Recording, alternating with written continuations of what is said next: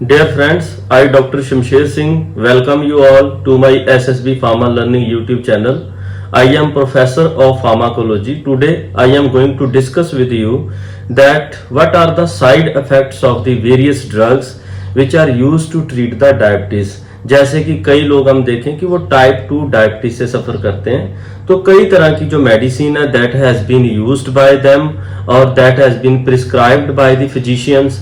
तो उनको लेने से हमें किस किस टाइप के साइड इफेक्ट्स आते हैं, जहां हमारी बॉडी में कौन कौन से हार्मफुल इफेक्ट भी आ सकते हैं, आज इस वीडियो में मैं आप लोगों के साथ डिस्कस करने जा रहा हूं। So before starting this video you must like, subscribe SSB Pharma Learning YouTube channel and must watch our previous videos। तो अभी दोस्तों बात करते हैं कि डायबिटीज क्या है। जो डायबिटीज है ये एक मेटाबॉलिक डिसऑर्डर है। This is not a disease, ये एक डिसऑर्डर है जो कि आपको कभी भी हो सकता है if it is present in your family.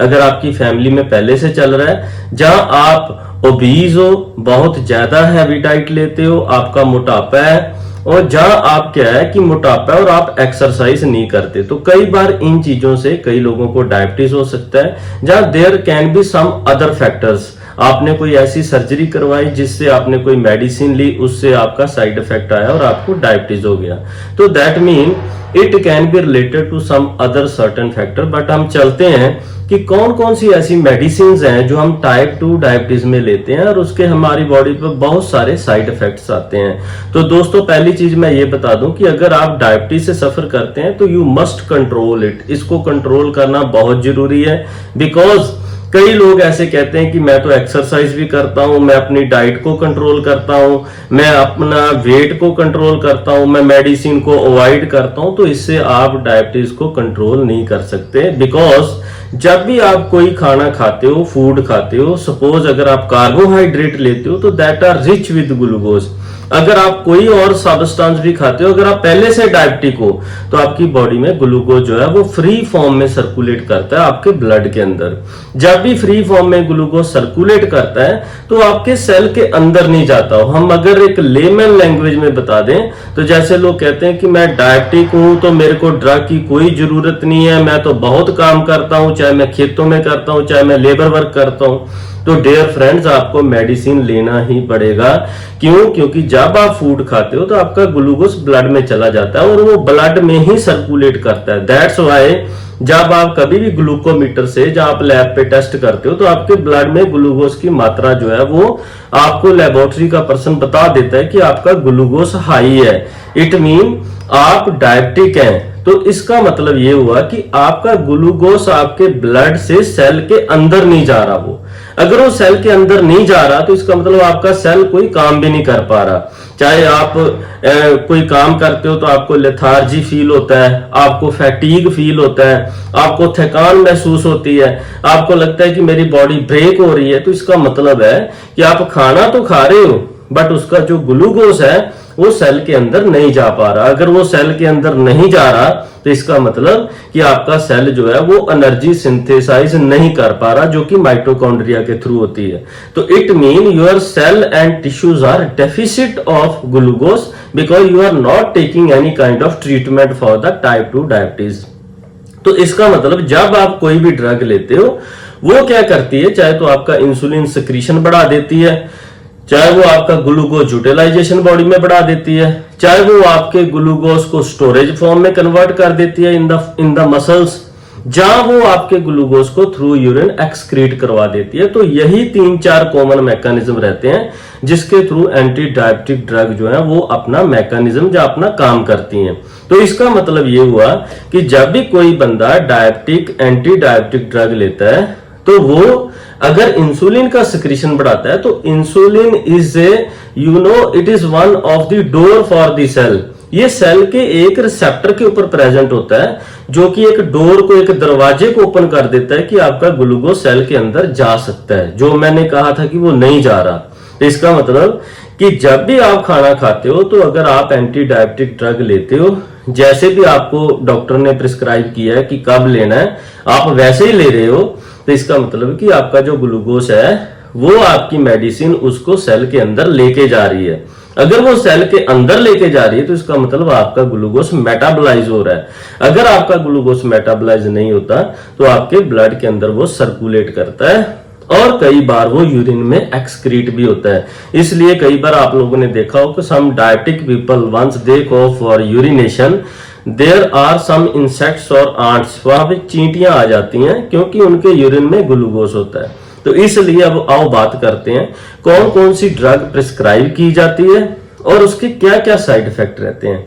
जो फर्स्ट ड्रग प्रिस्क्राइब की जाती है उसको हम कहते हैं सल्फोनाइल यूरिया डेरिवेटिव्स। जैसे आप ग्लाइबेनक्लामाइड, ग्लाइकोलाजाइड, ऐसी ड्रग्स आपने देखी होगी, वो प्रिस्क्राइब की जाती है। इनका जो बेसिक मैकेनिज्म रहता है ग्लाइबेनक्लामाइड का, वो रहता है इंसुलिन के सिक्रीशन को बढ़ाना। तो इट मीन इंसुलिन का सिक्रीशन आपकी बॉडी में बढ़ेगा। इसके क्या क्या साइड इफेक्ट्स आ सकते हैं। जो फर्स्ट साइड इफेक्ट आएगा हाइपोग्लाइसीमिया। क्यों? क्योंकि अगर आपने खाना देर से खाया, जब आपने बहुत लंबा गैप डाल दिया है, बट आपने एंटी डायबिटिक ड्रग ले ली है, तो इसका मतलब आपका नॉर्मल ग्लूकोज का लेवल कम हो सकता है, तो आपको हाइपोग्लाइसीमिया हो सकता है। जब भी किसी इंसान को हाइपोग्लाइसीमिया होता है तो उसकी बॉडी में कुछ सिम्टम्स आते हैं, जैसे कि लिथार्जी, ड्रॉसीनेस, स्वेट सिक्रीशन का बढ़ जाना, डिहाइड्रेशन की प्रॉब्लम हो जाना। ऐसे उसकी बॉडी को फील होता है कि मेरे को कुछ ना कुछ गलत होने जा रहा है। इसलिए जो सल्फोनाइल यूरिया डेरिवेटिव है, जब भी आप लेते हैं तो आपको कुछ ना कुछ साथ में खाना लेना पड़ता है, सो दैट कि glucose in the food can be utilized. तो इसका मतलब ये आपको हाइपोग्लाइसीमिया कॉज कर सकते हैं। कुछ पेशेंट्स में जो स्किन रैशेस भी करते हैं, जब कुछ पेशेंट्स में वेट गेन भी हो जाता है, ये आपके वेट को गेन कर देते हैं, बढ़ा देते हैं। It can be due to water retention और बाय सम अदर फैक्टर्स। तो जो सेकंड क्लासिफिकेशन की, जो सेकंड क्लास की ड्रग रहती हैं, वो रहती है biguanides. Actually these are very safe, like metformin. अगर आपने सुना हो तो metformin is very commonly prescribe drug. तो ये जो ड्रग्स हैं जितनी भी मैं आपको बता रहा हूँ, don't take drug by your willingness, you must take suggestion of your physician.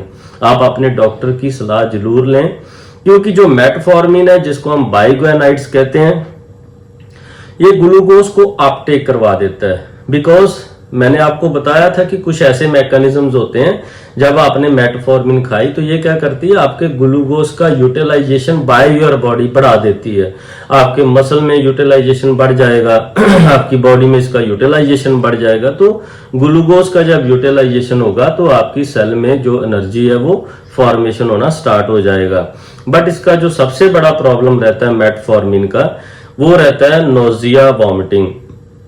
कई लोगों में ऐसा देखा गया है कि जब मेटफॉर्मिन लेते हैं तो उनको नोजिया जैसी, वॉमिटिंग जैसी फीलिंग आती है, जो खाया हुआ ऐसे लगता है वो बाहर आ जाएगा। जहाँ कुछ पेशेंट में ऐसा भी है कि वो जब मेटफॉर्मिन लेते हैं, they should avoid the alcohol, क्योंकि ये अल्कोहल के साथ इंटरेक्ट करता है। या उसके बाद जो मेजर इफेक्ट रहता है कई लोगों में, वो रहता है लैक्टिक एसिडोसिस, एसिड्स का फॉर्मेशन हो जाना, जिसको हम लैक्टिक एसिडोसिस साइंटिफिकली कहते हैं। ये मेटफॉर्मिन के कुछ साइड इफेक्ट्स रहते हैं। अब इन साइड इफेक्ट्स को हम कैसे कम कर सकते हैं? नोजिया, वॉमिटिंग को आप वाटर में लिमिट में लेके कम कर सकते हो, जहां प्रॉपर अपनी डाइट को शेड्यूल कर सकते हो। जहां अगर आपको बहुत मेजर इश्यू है तो आप अपने डॉक्टर को कंसल्ट कर सकते हो। जो थर्ड रहता है वो रहता है GLP agonist, that is a glucagon like peptide agonist. तो ये जो ग्लूकागोन लाइक पेप्टाइड एगोनिस्ट है, एक्जिनाटाइड है, ये टाइड फॉर्म में जितने टाइड लगा होता है जिनमें, तो ये जो रहते हैं GLP एगोनिस्ट रहते हैं। इनका जो मैकेनिज्म रहता है इंसुलिन की सिक्रीशन को बढ़ा देना, आपके पेनक्रियास से इंसुलिन का सिक्रीशन बढ़ाना, ताकि आपका ग्लूकोज जो फूड में प्रेजेंट है वो उसका यूटिलाइजेशन, मेटाबॉलिज्म हो पाए। तो इसलिए ये जो GLP एगोनिस्ट है, इनका मेजर जो प्रॉब्लम रहता है वो रहता है GIT अपसेट। तो GIT में प्रॉब्लम रहता है, खाने के डाइजेशन में प्रॉब्लम हो सकती है, जहाँ ब्लोटिंग भी कई बार हो सकती है, जहाँ एक्सेसिव गैस भी फॉर्मेशन हो सकती है, ऐसे लग रहा है मेरा पेट भरा हुआ है। जहाँ कुछ पेशेंट्स में ऐसा देखा गया है कि ये पेनक्रिएटाइटिस भी कॉज कर देती है, पेनक्रियास की इन्फ्लामेशन भी कॉज कर देती है। तो ये जो GLP एगोनिस्ट हैं, अगर ये आपके जीआईटी को अपसेट करते हैं तो आपको उसके अकॉर्डिंग मेंटेन करना होगा। Such type of diet you should avoid which also cause GIT upset. तो आप इसको कर सकते हो, और अगर मेजर प्रॉब्लम है you can consult to the doctor. उसके बाद जो रहता है DPP4 इनहिबिटर्स, तो ये जो डाइपेप्टिडाइल पेप्टिडेज 4 इनहिबिटर्स हैं, इनका जो मैकेनिज्म रहता है, ये इनक्रेटिन का सिक्रीशन बढ़ा देते हैं। इनक्रेटिन क्या होता है, जब आप खाना खाते हो तो आपके जीआईटी ट्रैक है, जो गट है, उसमें एक हार्मोन रिलीज होता है जिसको हम इनक्रेटिन कहते हैं। ये जो इनक्रेटिन है, ये आपके पैनक्रियाज को मैसेज देता है कि आपने आप खाना खाया है तो आपके बॉडी में इंसुलिन का जरूरत है। जब ये इनक्रेटिन और GLP ग्लूकागोन लाइक पेप्टाइड आपके पैनक्रियाज को मैसेज देते हैं तो वहां पे क्या होता है, इंसुलिन का सिक्रीशन बढ़ जाता है। तो हम इनडायरेक्टली अगर बात करें तो ये जो DPP4 इनहिबिटर है, ये क्या करते हैं, इंसुलिन का सिक्रीशन बढ़ा देते हैं। और जब आपकी बॉडी में इंसुलिन का सिक्रीशन बढ़ता है तो एक चांस ऐसा हो सकता है कि आप लिटिल बिट हाइपोग्लाइसीमिया से सफर करें। जहाँ कुछ पेशेंट्स में ऐसा देखा गया है कि ये जो DPP4 इनहिबिटर हैं, ये अक्यूट हेपेटाइटिस कॉज कर देते हैं या ये किडनी फंक्शन को भी रिड्यूस कर देते हैं। तो DPP4 इनहिबिटर जो है, सेक्साग्लिप्टिन, जो ग्लिप्टिन टाइप के डेरिवेटिव हैं, ये कॉमनली प्रिस्क्राइब किए जाते हैं because they are on the other hand very useful for the diabetes also, but in certain cases they produce some side effects.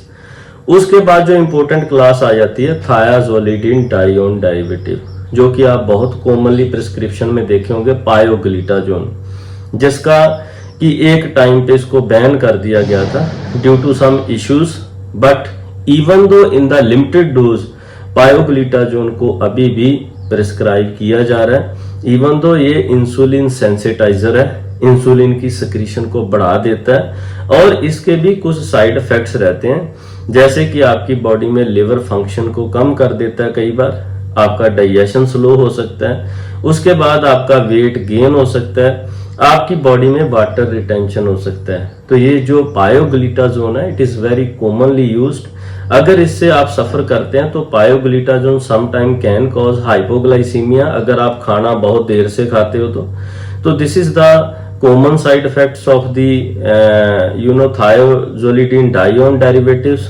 उसके बाद आ जाता है अल्फा ग्लूकोसिडेज इनहिबिटर, जो कि बहुत कॉमनली यूज होता है, जिसको हम अकारबोज भी कहते हैं। ये जो अकारबोज रहता है, इसका काम आपकी बॉडी में रहता है कार्बोहाइड्रेट का स्लो एब्जॉर्ब करवा देना, मींस कि आपके फूड से कार्बोहाइड्रेट का रिलीज जो है उसको स्लो कर देना। अगर ऐसी ड्रग जो आपके फूड से ग्लूकोज का रिलीज स्लो करवा रहा है तो इसका मतलब वो आपकी डाइजेशन के साथ इंटरफेयर कर रहा है, आपकी डाइजेशन को वो स्लो कर रहा है। इसलिए जो लोग अकारबोज लेते हैं उनमें वेरी कॉमन रहता है जीआईटी अपसेट। उनको कई बार bloating, nausea, vomiting like feeling आती है। क्यों? क्योंकि ये कार्बोज आपके ग्लूकोज को स्लो अमाउंट में रिलीज करवाता है, so that your body can utilize it very easily.